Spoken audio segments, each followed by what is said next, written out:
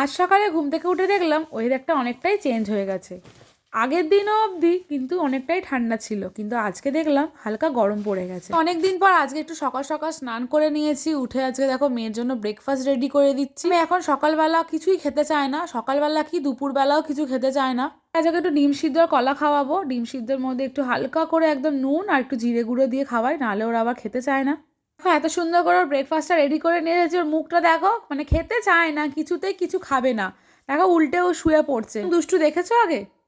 অনেক কষ্টে 8 ঘন্টা ধরে ওকে খাওয়ালাম। কলাটা কিছুতেই খেলো না, ডিমটা যাও বা খেলো।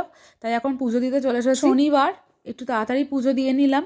ও বাজার নিয়ে চলে এসেছে, এখন বাজারটা দেখবো কি কি এনেছে, তারপরে রান্না বান্না শুরু করব। তার আগে আমি পুজো দিয়ে দেখো রান্নাঘরটাকে একটু গোছাতে চলে এলাম, নাহলে রান্না করতে খুব অসুবিধা হয়। বসানোর আগে একটু চাল নিয়ে নিচ্ছি। চালটা নিয়ে চাল ধুয়ে নিয়ে ভাতটা আগে বসিয়ে দেবো দেখি। তাহলে ভাতটা লাস্টে করতাম, নাহলে ভাত ঠান্ডা হয়ে গেলে আবার খেতে চায় না। তুই আমার কোনো ব্যাপার না, আমি গরম ভাতও খেতে যেমন ভালোবাসি, ঠান্ডা ভাতও খেয়ে নিই, কোনো ব্যাপার নয় আমার কাছে। কিন্তু ওদের দুজনের কাছে বাবারে বাবা কি বলবো। এখন টিভি চালিয়ে দিয়ে বসিয়ে এসেছি, নাহলে আমাকে কাজ করতেই দেবে না। তাড়াতাড়ি করে কাজগুলো করে নিই। প্রত্যেকদিন ভাবে তাড়াতাড়ি করবো, কিন্তু তাড়াতাড়ি আর হয়ে ওঠে না।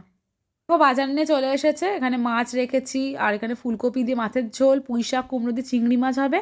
আর দোকান থেকে এনেছে কচুরি, আর তরকারি আনেনি। কালকে রাতে করেছিলাম একটু আলু দিয়ে ছোলার ডাল, বেশ খেতে কিন্তু ভালোই হয়েছিল। তাহলে দেখতাম যে আলু দিয়ে ছোলার ডালটা কেমন খেতে লাগে, কিন্তু কালকে বানিয়ে খেলাম, খুবই ভালো লেগেছে। কালকে যদিও রুটি দিয়ে খেয়েছি, আজকে তাই একটু কচুরি নিয়ে এসেছে। শুকনো শুকনো হয়ে গেছিলো, তাই সকালবেলা এখন দেখো একটু জল দিয়ে গরম করে এখন ওকে দিয়ে দিচ্ছি, তারপরে আমিও খেয়ে নেবো। সিদ্ধ মেঘে খাইয়ে দিয়েছি, আবার মেয়ের জন্য ডিম সিদ্ধ এনেছে। মেয়েকে আর তাই খাওয়াবো না, ওকে একটা দিয়ে দেবো ডিম সিদ্ধ। রাতেই আমার ছোলার ডাল দিয়ে একটু লুচি খেতে ইচ্ছা করছিল, আজও আমার ইচ্ছাটা পূরণ করে দিল। তাই আমার তো খুব ভালোই লাগছে। কখন খাবো সেই চিন্তায় আছি, আগে ওকে খেতে দিয়ে নিই, তারপরে আমি খাবো।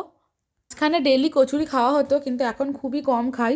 তেলে ভাজা খাবারগুলো একটু অ্যাভয়েড করেই চলি, কারণ বেশি খাওয়াতে এগুলো। ব্রেকফাস্ট কমপ্লিট করে এখন চলে এসেছি মাছের ঝোল করতে। প্রথমে মেন মাছের ঝোল করবো, তাই আগে 3টে মাছকেই ভালো করে ভেজে নিই। আজকে একটু লাউ শাক দিয়ে মাছের ঝোল করে দেবো। শাক খাওয়া তো খুবই দরকার বাচ্চাদের।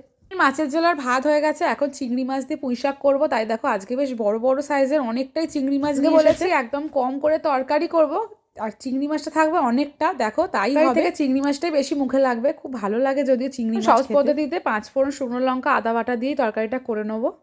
আমাদের দুপুরের মেনুতে পুঁই শাক, চিংড়ি আর ফুলকপি, আলু, টমেটো, মটরশুঁটি দিয়ে রুই মাছের ঝোল। দেখো রুই মাছের ঝোলও বসিয়ে দিয়েছি, এবারে একটু জল ঢেলে দিয়ে ফুটে উঠলেই মাছ ছেড়ে দিলেই হয়ে যাবে আমার ঝোল। হ্যাঁ, আগের দিনে শুক্তো করেছিলাম, সেই শুক্তোটাকে একটু গরম করে নেবো। দেখো কথা বলতে বলতে আমার রান্নাও রেডি হয়ে গেছে, খিদে পেয়েছে, এখন খেয়ে নেবো।